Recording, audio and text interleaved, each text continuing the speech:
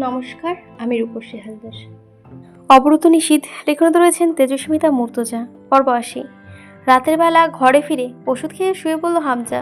ঘুম আসার সম্ভাবনা নেই। রিমি কোনোভাবেই জয়কে আবার দেখতে যেতে দেয়নি।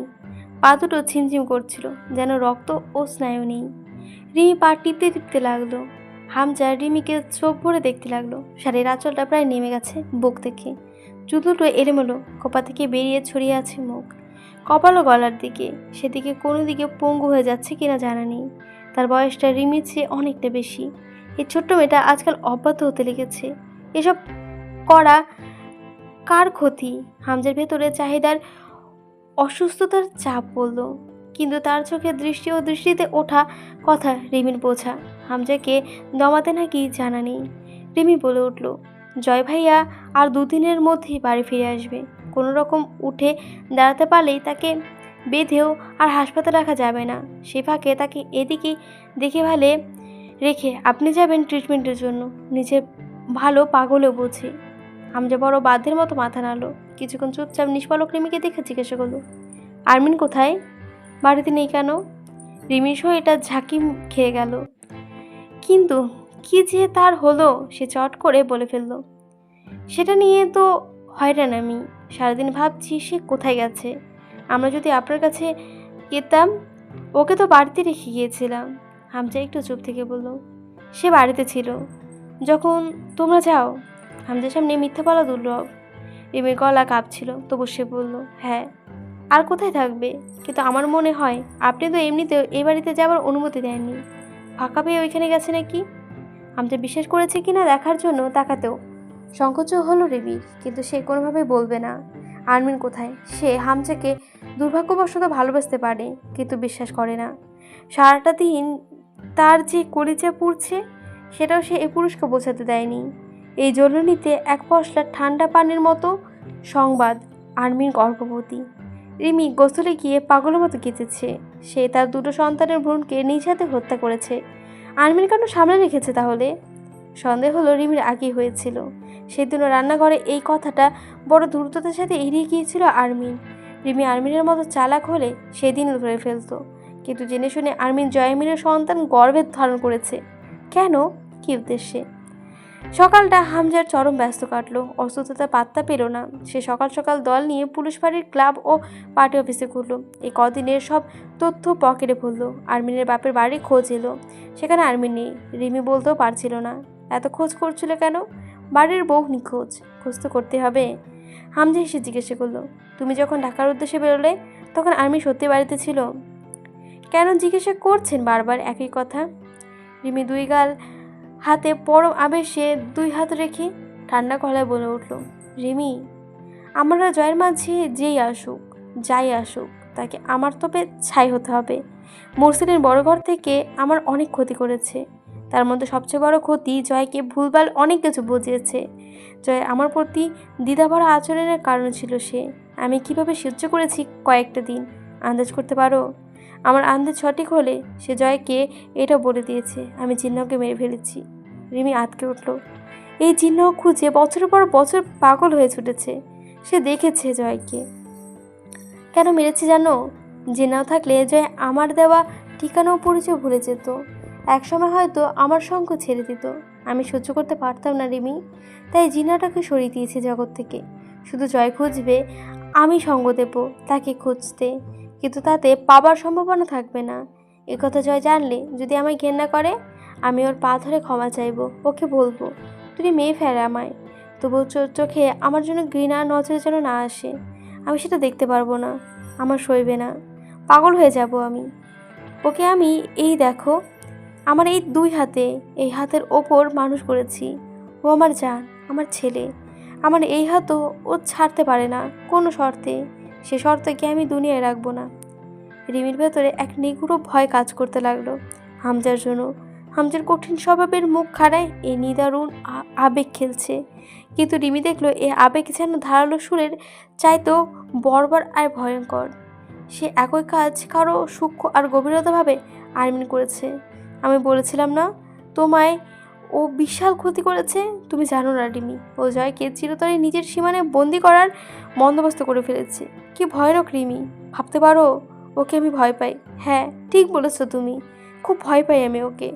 কারণ ও ভয় পায় না, না হার মানতে পারে, না হারাতে মরবে।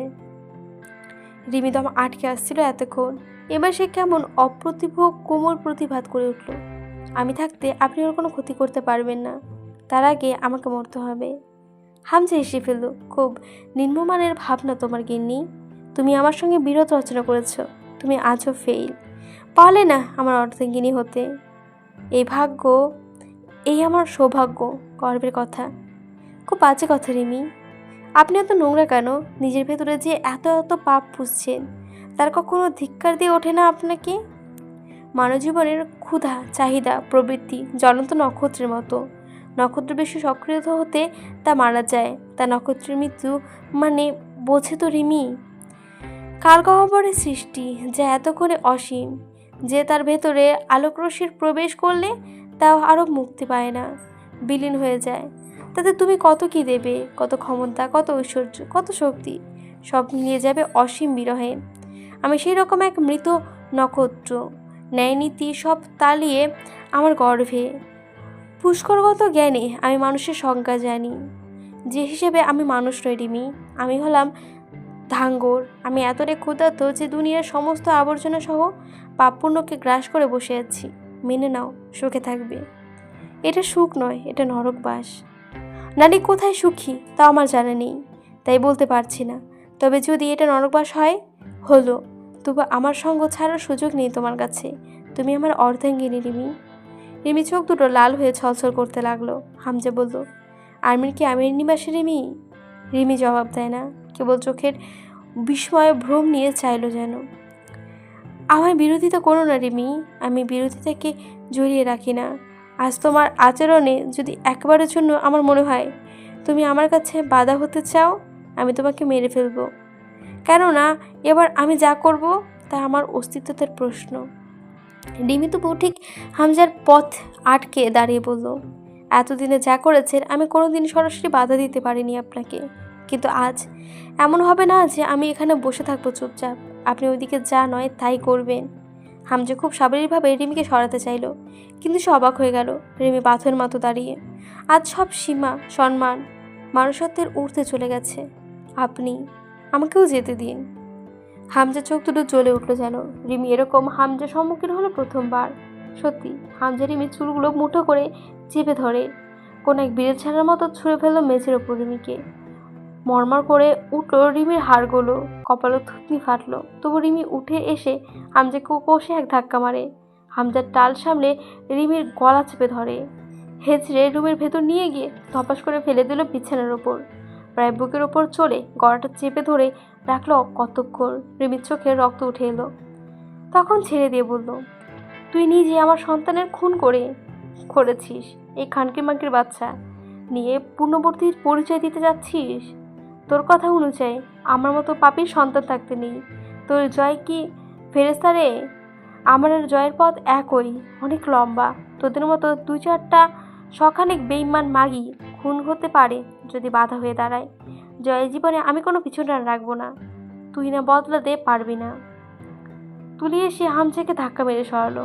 পাগল হয়ে গেছিস তুই? মানুষ মারতে হাত এত লম্বা হয়ে গেছে? ঘরে যে আদর্শের মুখোশ পরে থাকতি সেটাও খসে গেছে। সরে যা জানোয়ার। হামজা বেরিয়ে গেল। কাস্তে কাস্তে দম আটকে এলো রিমির। তবু সে কাকুতি করে ওঠে তুলির কাছে। আপু, ওকে থামাও, ও সর্বনাশ করতে যাচ্ছে। হামজা তুলিকে টেনে বের করে দিল রিমির বিছানা থেকে। ওপরে ফেলে বাড়ি থেকে দরজা বন্ধ করে রাখে। বেরোলো। বলে গেল, এবারে সীমানা একটা পাখিও যেন না বেরোতে পারে। জয়ামির গুলিবদ্ধ হবার শেষ রাত থেকে হাসপাতালের বাইরে মোতায়েন ছিল আইনশৃঙ্খলা বাহিনী। সেদিন দুপুরের পরপরই রৌফ কাউসারের পক্ষ থেকে জয়ের কেবিনের সামনে জড়ো হয়ে পড়ল। ওয়ান্টেড ক্রিমিনাল জয় আমির আইনের নজরদারির বন্দী হয়ে পড়ল। আইনের পক্ষ থেকে তার জন্য এখন কেবল জীবন বাঁচিয়ে নেবার মতো চিকিৎসা গ্রহণের অনুমতি রয়েছে। সামান্য সুস্থ হলে কারাগারে স্থানান্তর করা হবে, তারপর আদালত।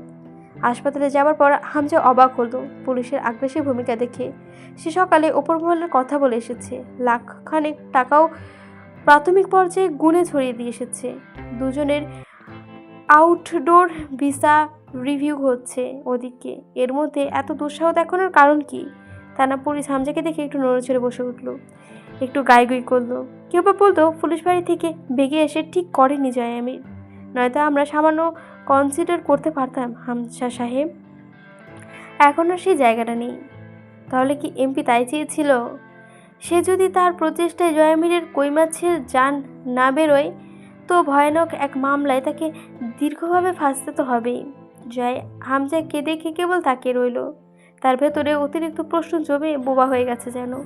এখনও রিজার্ভ ব্যাগের খানিকটা রক্ত ঝুলে ধীর শরীরে যাচ্ছে তার। সেডেটিভের প্রভাবে চোখ বুঝে এলো। হামজা হাত ধরে বসে রইল। দুপুর পেরিয়ে গেল। তখনও দুপুরে ইঞ্জেকশন দেওয়ার পর জয় আবার ঘুমিয়েছিল। হামজার ওঠার সময় হলো। সে জয়ের মাথায় হাত নেড়ে উঠে এলো। জয়ের দিকে একবার করে তাকাতেই সে টের পেয়ে যাচ্ছিল আরমিনের কাছে যাবার তার জন্য ফরজ হয়ে গেছে। তার এখন আরও অনেক ধ্বংসাত্মক চালানোর ছিল, কিন্তু তা এই প্রতিকূল পরিস্থিতিতে বোকামি হবে।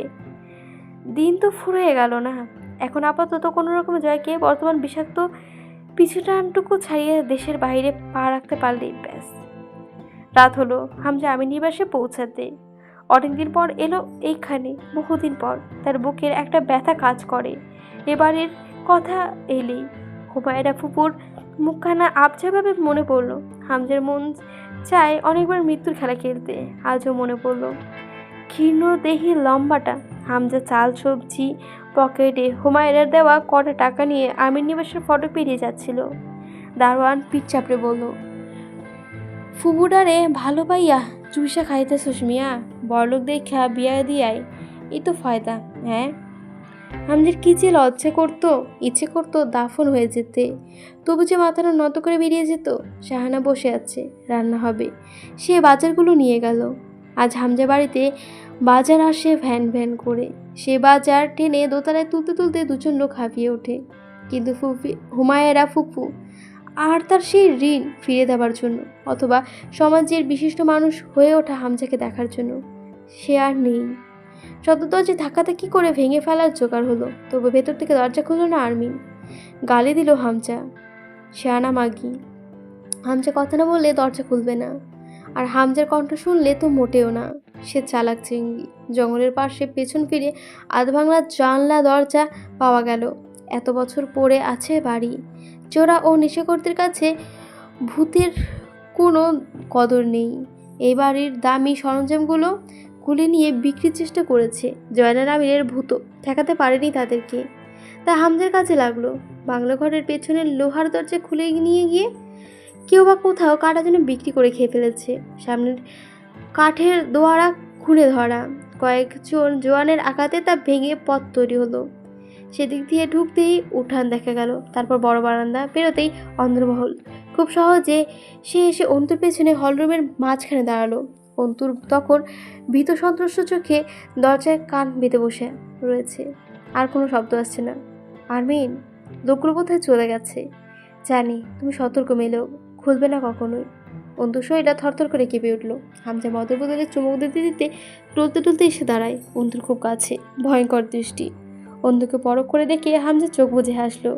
সপ্তাহখানেক আগে দেখেও বোঝার একরত্তি উপায় ছিল না সে গর্ভবতী। এত শেয়ানা মেয়ে লোকের দেখা আগে পায়নি হামজা, কিন্তু আজ এই অবরুদ্ধ কুশিতে একাকী না খাওয়া দাওয়া সহ বিভিন্ন চাপ ঠিক সেই মেয়েরই অসুস্থতা টেনে বের করে এনেছে। তবু সুন্দরী, যদিও হামজার কারো আগ্রাসন নেই অন্তুর মেইলি সৌন্দর্যের ওপর। জয় আজ অন্তুকে দেখলে এক মুহূর্তে ধরে ফেলতো। তার বীর্য, তার ঘরোয়ালির শরীরের বাড়ন্ত। হামজামু অন্তুর কাজ ঘেঁষে বসে পড়ল, হা করে শ্বাস ফেলল কয়েকটা। দুজন বিরোধিতার চূড়ান্ত ঘোষণা জানালো যেন আশেপাশে বসে। উৎকণ্ঠ গন্ধ হলরুম জুড়ে। শব্দ করে মদের বোতল খুলে একটা ছোট্ট শিশি থেকে কি একটা তরল ঢাললো তাতে হামজা। ছাকালো, গন্ধ নেই তরলে। অন্তু জানে না ওটা ফর্মালিটিড লিকুইড। অ্যালকোহলের সাথে মিশলে ফর্মালিটিড জাতীয় বীজ তৈরি হয়। এই অবস্থায় যা অন্তুর জন্য মরণসম ও ভ্রূণের জন্য অবধারিত মরণ। হামজা অন্তুর মুখের খুব কাছে মুখ নিয়ে ঘাড় কাত করে বলল, তুমি আমার এত ক্ষতি কেন করলে আরমিন? অন্তু শক্ত ঢোক গিলে দীর্ঘশ্বাস ফেলল। এটা উপযুক্ত সময় নয় জবাব দেওয়ার। শান্তভাবে মোকাবেলা করার চেষ্টা করা উচিত। তুমি আমার জয়কে ঠিক কীভাবে ধ্বংস করতে চাও? আর কত ক্ষতি করবে থামবে তুমি এতে? অন্তু হেসে ফেলল। জয়ামিনের ক্ষতি সেটা চাইলেও কেউ আপনার চেয়ে বেশি করতে পারবে না। সম্ভব? আমি আমি ক্ষতি করব জয়ের? আর করার জায়গা নেই। সে ইতিমধ্যে আপনার সহচরে পুরোপুরি ধ্বংসপ্রাপ্ত। হামজা অন্তুর মুখের ওপর শ্বাস ফেলে অবাক হবার মতো বলল, আজও এই পরিস্থিতিতে তুমি এভাবে কথা বলবে আমার সঙ্গে? অন্তু জবাব দেওয়ার প্রয়োজন মনে করলো না। হামজা খুব সুন্দর করে হাসলো। আমাকে ধ্বংস করা তোমার স্বপ্ন। তোমার স্বপ্ন দেখার অধিকার তো আমি আর কেড়ে নিতে পারি না, কিন্তু এছাড়াও আরও অনেক কিছু রয়েছে যা আমি কেড়ে নিতে পারি, যা তোমার মতো ছলনাময়ী কুচক্রী স্বপর্ণিনীর কাছে বিষদাঁত ভেঙে নেওয়ার সমান। আর নেই কিচ্ছু আমার। গলা আরও স্নোত করলো হামজা। নতুন মুখের দৃষ্টি উচ্চে বলল, হুম, এই ছলনা জয়ের উপর খাটে। আমি তোমার কাছে তেমন কিচ্ছু পাইনি যা আমাকে আচ্ছন্ন করে তুলবে, আর তোমার এই খেলায় গুটি হব আমি। নোংরা ইঙ্গিতে অন্তুর শরীর ভার হয়ে এলো। খুবই কাছে বসে আছে হামজা। হামজা এবার অন্তুর চুল মুঠো করে নরম ঠোঁটের ওপর গ্লাস চেপে ধরল। অদ্ভুতভাবে, তাও পান করো না এটা। অন্তু মুখ সরিয়ে নিল। তাকে সর্বোচ্চ ভয়ে যেন তার সরমারহরণ ও তাকে স্পর্শের মাধ্যমে পাইয়ে দেওয়া, যার একত্র কাজ সবার জানা। অন্তুর মনে হলো এই দুর্বলতার কাছে সে বারবার হেরেছে। আজও বুক কাঁপছে, শরীর অবশ হচ্ছে। চুল মুঠো করে ধরে অন্তুর অপর পাশে চেপে বসার মতো করে বসে অন্তুর মুখের ওপর মুখ রেখে হামজা বলল, তুমি গর্ভবতী? অন্তু শরীরের উদ্বিগ্নতার থমকে রইল। বুক ঢিপঢিপ শব্দ শুরু হয়ে গেল। তার নীরবতা যেন হামজাকে জবাব দিয়ে দিল, জয় জানে না। হাসলো হামজা। মাসখানেক আগে অন্তু টের পেল তার শরীরে গর্ভাবস্থার লক্ষণ স্পষ্ট। ঘৃণ্য পাপী ও তার এক জীবনের আসামির রক্তবীজ নিজের শরীরে। তার কেমন লাগছিল সে নিজেও বোঝেনি। সেই অদ্ভুত অনুভূতি কেবল অদ্ভুত, বর্ণনা করা যায় না। তা ছিল মিশ্র। কিন্তু অন্তুর কাছে বিবাহিত জীবন বলতে একটা সংসার ও একটা পুরুষই বোঝায়। যে পাপী হলো অন্তু তার ছোঁয়ায় স্তিগ্ধ, তা মোছার উপায় নেই। অন্তু একটা ভবিষ্যৎ অবলম্বন চায়, যা পেঁচিয়ে ধরে সে তার অনিশ্চিত ভবিষ্যৎ পাড়ি দিতে পারে। একটা সন্তান, নিজের গর্ভজাত আপন। এটা কতটা মূর্খ ছিল জানা নেই। মূর্খ বিষয়টা ভয়াবহ বটে। জয়ামিরের একটা পরিবারের নেশা রয়েছে, আমির পরিবারের উত্তরাধিকারী পাওয়ার পাগলাটে নেশা। এর চেয়ে বড় শাস্তি তার জন্য হতে পারে না। সে যে জানল তার সন্তান রয়েছে, কিন্তু তাকে চোখে দেখা বা ছোঁয়ার সাধ্যই ওর অধিকার রইল না তার। যাবজ্জীবন কারাদণ্ড প্রাপ্ত আসামির এক জীবন ফুরিয়ে যাবে বন্দিত্বে। সে নিজের পরিবারকে হারিয়ে আরও অসংখ্য পরিবার একইভাবে উজাড় করেছে। তার নতুন করে পরিবার ও সন্তান হতে নেই। অন্তুর সন্তানের ওপর কেবল অন্তুর অধিকার থাকবে। অন্তুর জীবনের খুঁটি, তাতে জয়ামিনের ভাগ নেই। শেষ জীবনে জয়ামিন মুক্ত হবে মৃত হয়ে। এই জীবনে বেঁচে থাকা মৃত্যুর ঊর্ধ্বে। সে এই খবর ততদিন পর্যন্ত দুনিয়া থেকে গোপন রাখতে চেয়েছিল যতদিন না জয় ও হামজার পাপের কারাদণ্ড আসে। হয়তো তাই। হামজা অন্তুর শরীরের ওপর উবু হয়ে ঝুঁকে তরল ভর্তি গ্লাসটা এগিয়ে দিল। নাও, ড্রিঙ্ক ইট। আমি অ্যালকোহলে অভ্যস্ত নই। কোনো ব্যাপার না, ট্রাই করে দেখো। তীব্র ঝাঁঝালো ও বিষাক্ত গন্ধে অন্তুর বুক অবধি জ্বলে উঠল। কি মিশিয়ে পান করতে দিচ্ছেন আমায়? টেস্ট করে তো দেখো। মরে গেলেও না। হামজা মাথা দোলায়। মরবে না তুমি? মারবো না আমি তোমায়। আমি সহজে মারবো না কাউকে। আপনি কি চাইছেন বুঝতে পারছি না। বুঝতে পারছো? তুমি বোকা নাও, তুমি কুচক্রী, ঘাতকিনী। আমার বাচ্চা আপনার কোনো ক্ষতি করেনি। করবে। জয়কে আমার কাছ থেকে কেড়ে নেবে, ওকে পথভ্রষ্ট করবে, মায়ায় জড়াবে, পিছুটান তৈরি হবে। তা হতে দিতে নেই। খালি চুপ থেকে তার ছিল স্নিগ্ধময়ী হয়ে উঠল। যেভাবে তুমি ছোট্ট এক দানা বালিকণা থেকে আমার জন্য মহাদেশ তৈরি করে উঠেছ। অন্তু দেখলো ঘৃণা ভরে হামজাকে। হামজা কিছু বলবে, গুরুতর কিছু, জানা নেই আর কি শোনার আছে। 2011-র মাঝামাঝিতে একদিন হামজার কাছে কুষ্টিয়া থেকে বার্তা এলো, ইসলামিক বিশ্ববিদ্যালয়ে এক জঙ্গির অনুসারী পাওয়া গেছে। সেটা বড় কথা নয়। বড় কথা হলো সে হামজার অঞ্চলের ছেলে, অন্তিক প্রামাণিক, স্কুল মাস্টার আমজাদ আলী প্রামাণিকের ছেলে। সমস্যাটা অন্তিকের বিশ্ববিদ্যালয় জীবনের শুরু থেকেই। সে যখন হলে উঠবে, লীগের বড় ভাইয়ের বলতো, গণরুমে থাকবি, কিন্তু গণরুমে থাকার একটা সুবিধা হলো বড় ভাইদের যখন তখন মিছিল সহ রাজনৈতিক কর্মে যোগদান, দলে নাম দেওয়া, মদ পান, আড্ডা, নারীবাজি, চাঁদাবাজি ইত্যাদি ডাক দেওয়া। তার ফলে পড়ালেখা ছেড়ে উঠে যাবার সুযোগ রয়েছে, পড়ার খাটুনি থেকে মুক্তি পাওয়া যায়। কিন্তু অন্তিক এসবে আগ্রাহী নয়। সে আপত্তি জানিয়ে বেশ কয়েকবার, তারপর তাকে নজর রাখা হচ্ছিল। সে জানে না 2011 শেষের দিকে দেশের পরিস্থিতি গরম, মুক্তিযুদ্ধকে বিরুদ্ধচারণ করেছে, সে পাকিস্তানের চর ছিল, এই নিয়ে দু প্রধান দল কাদা ছোড়াছুড়ি করেছে। বছরের শেষ দিকে একটা অদ্ভুতত্ব খান হতে হলো না। অভুদ্দাত খান ছিল ইসলামিকপন্থী কিছু সংগঠনের পক্ষ থেকে। ভারত এর পুতুল হয়ে থাকা চলবে না, এই উদ্দেশ্যে কিছু ট্রেফটার চালানো চলবে, তারপরে থামবে।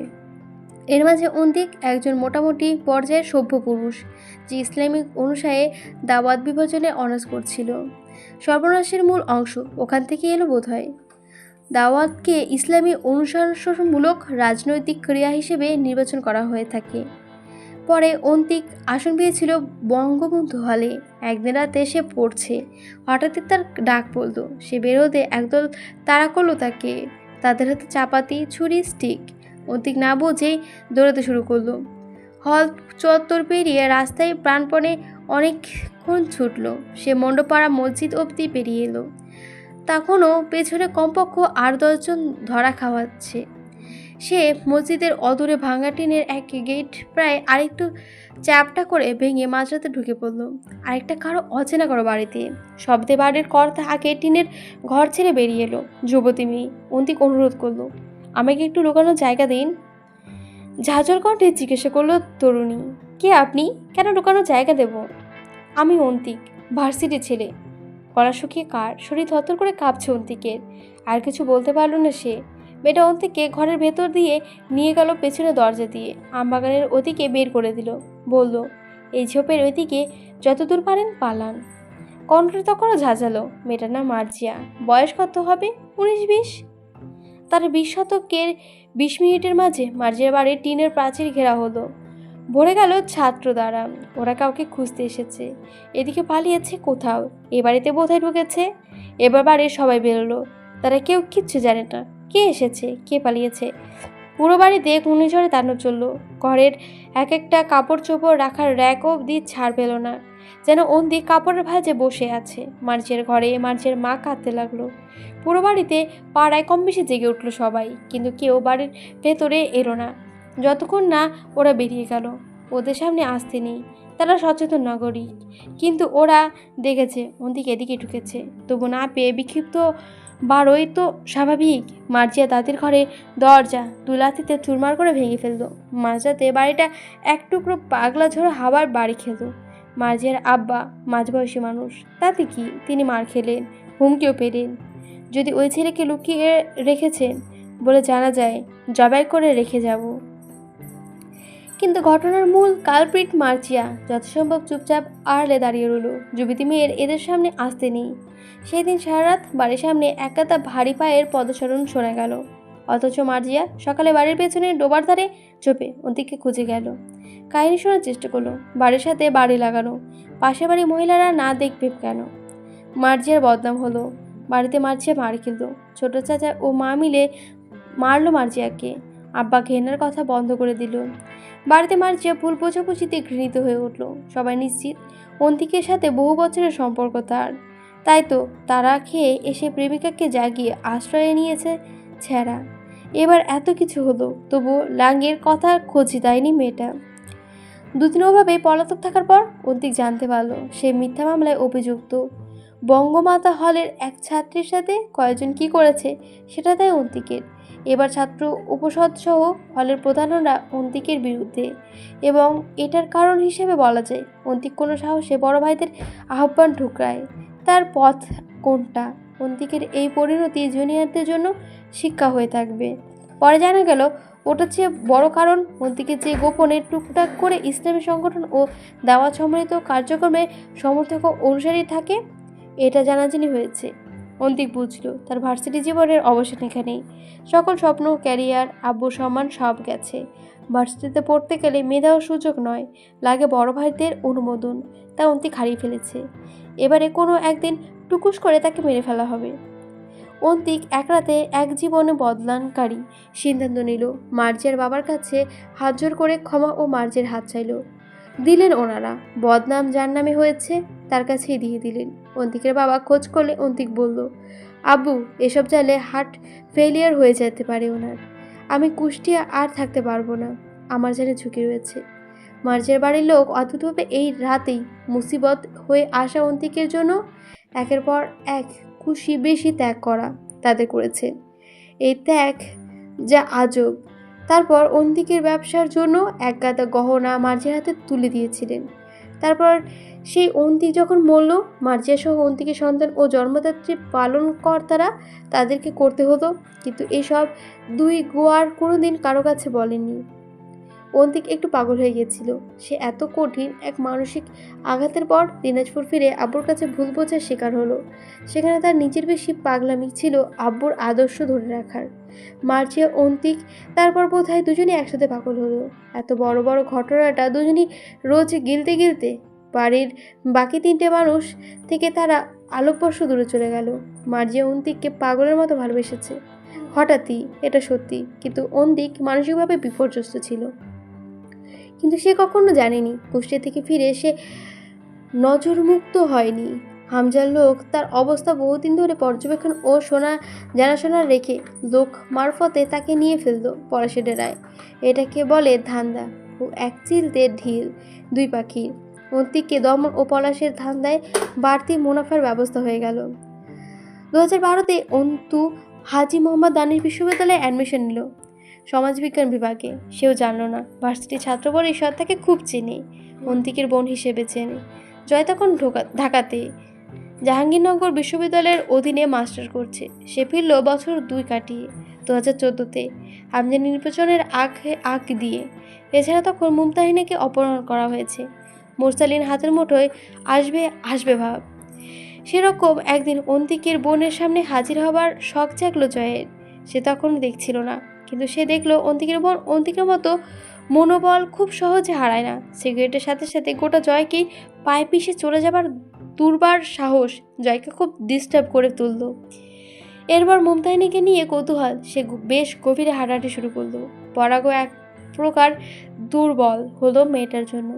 কথা ছিল অন্তুর মতো একটা সামান্য মেয়েকে দমাতে এক রাত ক্লাব অথবা কোনো হলরুমেই একটু খাতির করলেই ব্যাস।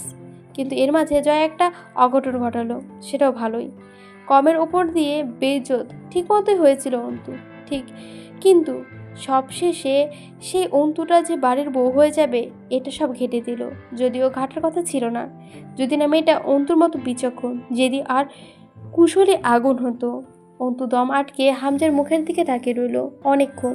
তার জীবনে কোনো ঘটনা ঘটলে তাহলে কাকতালীয় ঘটেনি, আর না ঘটেছে সেই দিন সিগারেট পায়ে পেশার ফলে। এইসবের সূত্রপাত তখন যখন অন্তু কলেজে পড়োয়া বোরখা কিশোরী। এসব হবার ছিল বলেই হয়েছে। অন্তু চোখ দিয়ে টসটস করে কয়েক দানা জল নিথর মুখখানা বেয়ে পড়ল। অন্তিক আজ নেই। জয়ামির ও হামজারা অবশেষে তাকে গাড়ির তলে ঠেলতে ঠিকই মেরে দিয়েছে। নাও, একটা পান করো, অন্তু অদ্ভুত স্বরে বলল। বিশ্বাস করুন, জয়ের আপনাকে জীবিত দাফন করবে ও জানলে। হামজা হতবাক হয়ে বলে, তাই নাকি? সে ভুলে গেল তার জয়ের ওপর ঘাতকিনী এই নারীর এতটা অধিকারবোধ ও ভরসা জেগেছে। হামজার পাগল পাগল লাগলো নিজেকে, কিন্তু পর মুহূর্তে সে হেসে ফেলল অসীম শীতলতার সাথে। অন্তুর গলার কাছে থুতনি ঘষে বলল, কে বলবে জয়কে? তুমি? তুমি তো আর থাকবেই না জয়ের সামনে উপস্থিত হওয়ার জন্য। তাহলে কি বলবে? এ দেওয়াল, এ আসবাবপত্র। অন্তু একবার দেখলো এই নিথর দেওয়াল ও আসবাবপত্রকে। শিকারী এক একটা ইট নয় এই বাড়ির, অবরুদ্ধ নিষিদ্ধ। আবার নেমেছে প্রকৃতিতে। আজ কি অন্তুকে গ্রাস করার পালা? অন্তুর পেটের ওপর হাইবুট দিয়ে এক লাথি মারল হামজা। চেপে ধরে রইল ফাটা। অন্তু নিদারুণ আর্তনাদ করে ওঠে, আব্বু। ঠোঁট কামড়ে ধরে কেঁদে উঠল মেয়েটা। হামজা আরেক পা দিয়ে অন্তুর বা পায়ের উরু চেপে ধরে। হাত দিয়ে অন্তুর হাত জোড়া বন্দি করে প্রায় গোটা শরীরটা নিয়ে ঝুঁকে পড়ল অন্তুর ওপর। ঠোঁট চেপে ধরল তরল drink it my delicious lady.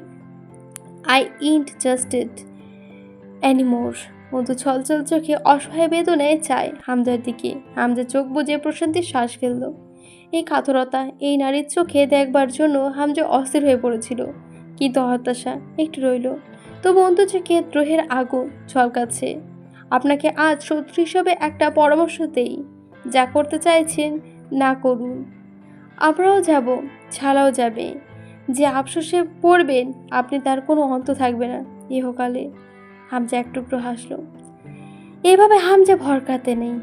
অন্তুর কাতর স্বরে কেমন পাগলের মতো করে বলল, আমায় ছেড়ে দিন। আমার কিচ্ছু নেই, আমার বাপ নেই, মা থেকেও নেই, সব নিয়েছে। এটুকু আমার থাকুক, এটুকু আমার দাবি, আমার নিজে, আমার সন্তান। আমি ওকে নিয়ে বহু দূরে চলে যাব, কোনোদিন আর আসবো না এই পথে। আপনার জয়কে আমার কখনো চাই না।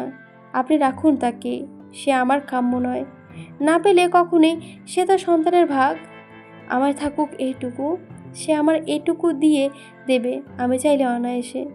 আপনি তাকে বলবেন তার প্রাণভ্রমরা নিয়ে আমি চলে গেছি। এটা তার জানা দরকার। আমি দূরে গেলেই তার জানা দরকার। আমি যে অবাক হবার ভান করে, সন্তানটা কার? তোমার? না, মেয়ে লোকের কোনো সন্তান থাকে না, ওরা তো কেবল পুরুষের দান। আচ্ছা, এটা কার সন্তান? জয়ের। তো ব্যাস, এতে তোমার আমার 16 আনা হক আছে। আমার চাওয়া মোতাবেক তার ভাগ নির্ধারণ হবে। তবে যদি এটা জয়ের সন্তান না হয় তো বলো, ছেড়ে দেব। জয়কে বলে দেব ওর এমনি তো আর তাকাবে না, কিন্তু ওর হলে ছাড়া যাচ্ছে না। অন্তু চোখ বুজে ফেলল। বুকটা ধরধর করে কাঁপছে। তলপেটে মরণের ব্যথা উঠেছে, বুকের ব্যথা নেই। অন্তুর ব্যথাটা অরাসে আজ। তবু অন্তু আকুতি করে, আমাকে যেতে দিন। আজ আমি আমার ঘাড়ে নিলাম সমস্ত দায়। আপনাদের বিরুদ্ধাচারণ, অন্যদিকের বোন হবার, এক অসহায় স্কুল মাস্টারের মেয়ে হবার, সমাজের সাধারণ শক্তিহীন মানুষ হবার, এই সব পাপ আমার। এর বিনিময়ে আমি আজ পথভ্রষ্ট হব। তার শান্তি এক নিষ্পাপ শিশু পেতে পারে? বলুন তো। এ তো আমার কত ভরসা আছে। ও জানে আমার গর্ভে ওর জন্য নিরাপদ। বাইরে যাই হোক, আমি ওর গায়ে এক টুকরো আঁচড় লাগতে দেব না। এমনটাই চুক্তি আমার ওর সাথে। সেদিন ও আমার কাছে এসেছে, ওর কাছে আমি দোষী হয়ে যাব আজ। এ লাঞ্ছনা মা হয়ে শোয়া যায় না। আপনি বুঝতে পারছেন?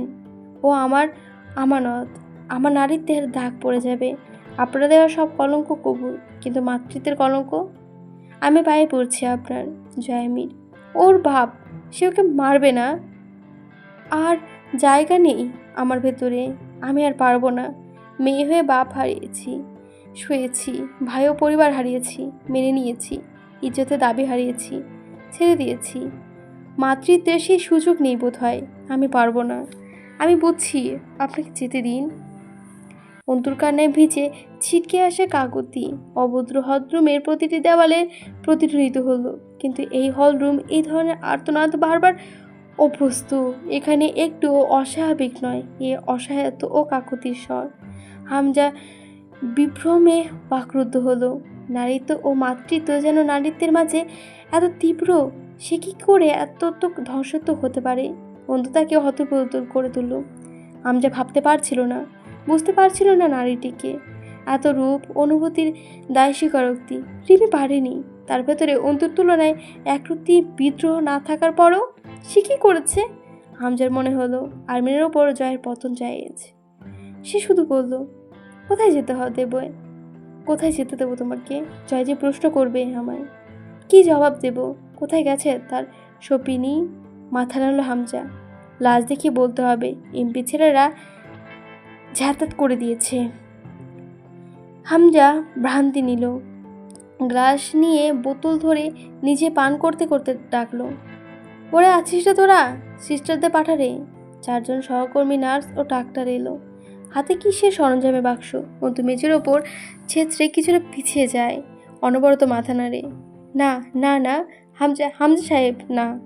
হামজা বলল, কাজ শুরু করুন, রাত অনেক হলো। রোগীকে দেখে ডাক্তার নারী ও মানবতার দোলা দেওয়া স্বাভাবিক ইতস্তত করে তারা ডাকে, স্যার। হামজা জবাব দেয়, কি আবেগ টাবেগ পড়েছে নাকি? এসব ছাড়ুন। পিস্তল বের করে হাতে ঘুরালো 2-4 বার। এভাবে নিয়েও আসা হয়েছে তাদেরকে। একজন গর্ভবতীর অ্যাবর্শন করাতে হবে, তার শরীরের কন্ডিশন খারাপ। আনা হলো এখানে শুকনো ফুলের মতো বিধ্বস্ত সুন্দরী।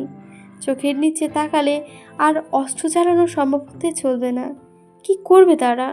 অন্তু উঠে দাঁড়িয়ে কয়েক পা দ্রুত সরে যায় সেখান থেকে। হামজা বলল, ছেলেদেরকে রাখবো তোমার ধরার জন্য? তোমার পর্দার খেলাপি হবে না তো? ওরা ছোবেও, দেখবেও। তোমার আপত্তি না থাকলে রাখবো।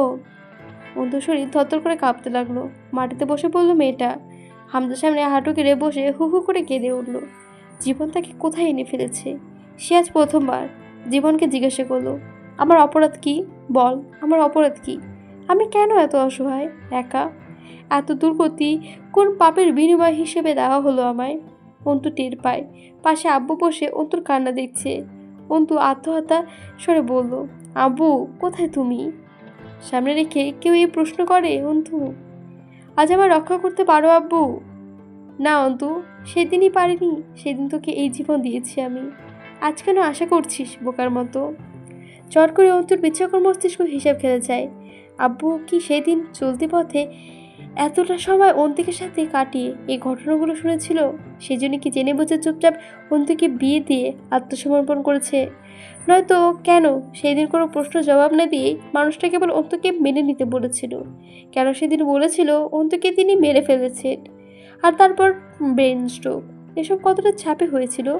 অন্তু দেখে আব্বু আর নেই। সে ছটফটিয়ে ওঠে। হামজা হলরুমের কেন্দ্রীয় আসনটিতে বসেছে, পায়ে হাত রেখে। অন্তুর চোখের সামনে জয়ামিন ভেসে ওঠে।